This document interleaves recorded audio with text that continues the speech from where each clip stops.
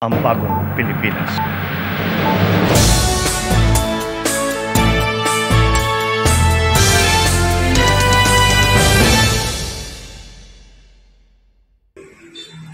Inflation rate sa Pilipinas bumaba na sa 4.9% nitong Oktubre mula sa 6.1% noong Setyembre.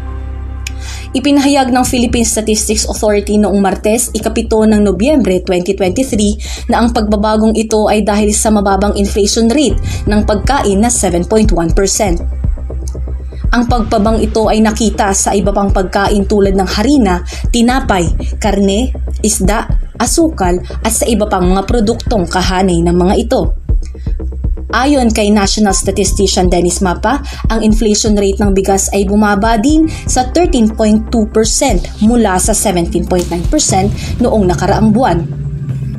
Ayon din dito, ang average na presyo ng regular milled rice ay bumaba na sa 45.40 pesos bawat kilo mula sa 47.50 pesos noong Setyembre.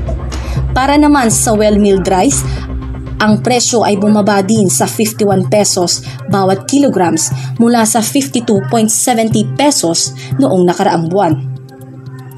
At ayon naman kay National Economic and Development Authority Secretary Arsenio Balisacan, mahalaga na patuloy na i-monitor ang mga presyo ng mga komunidad lalo na ng pagkain, transportasyon at enerhiya sa gitna ng mga pandaigdigang mga hamon tulad ng geopolitical uncertainties at ang El Nino phenomenon.